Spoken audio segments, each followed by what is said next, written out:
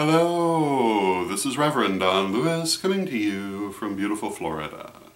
And first let me tell you that the winner of last week's viewer's favorite question was Less Than Ideal Circumstances from Reverend Vivian.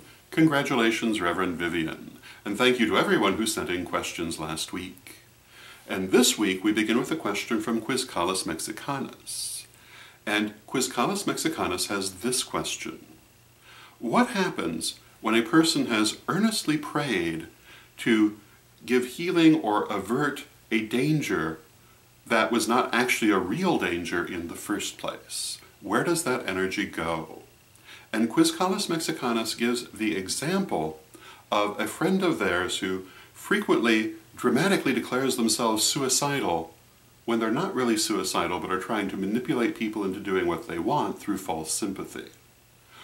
And Quizcalis Mexicanus gives a further example of praying to avert an imminent war, which was actually only a political exercise, but people did not realize. To this we might add the example of those people we see in the news every now and then, who claim to have cancer or other serious illnesses, but do not, and either are trying to raise money under false pretenses or are mentally ill.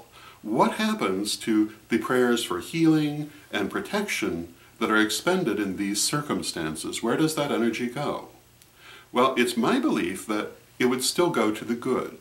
It's been raised and focused to the good, so I would think it would still do that. Yes, the danger that it's trying to avert or relieve is not actually there, but the energy would basically go to making it all the less likely it would ever be there. So, for example, if you pray to avert a war, which isn't actually likely to happen at that moment anyway, I would think that that would basically be a prayer for peace in the future. And yes, that war might not be imminent now, but it might be later. And this would still be peace and love and protective energy that you have put out into the world.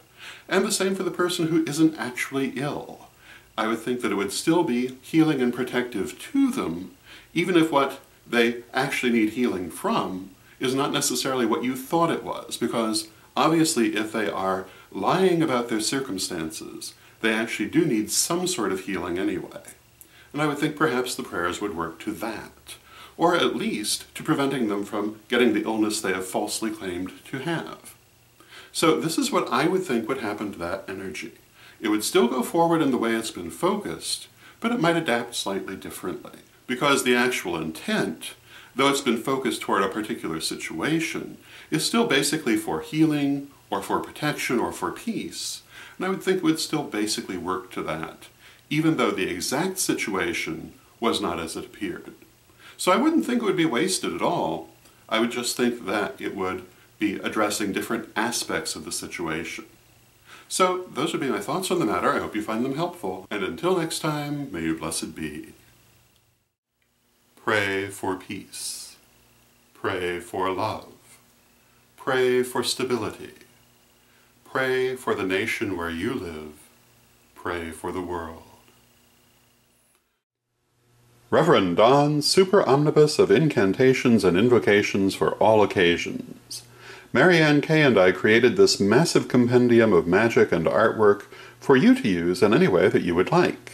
There are literally hundreds of spells and hundreds of illustrations, which can be mixed and matched and used in many different ways. Check it out now at witchghoulstore.com.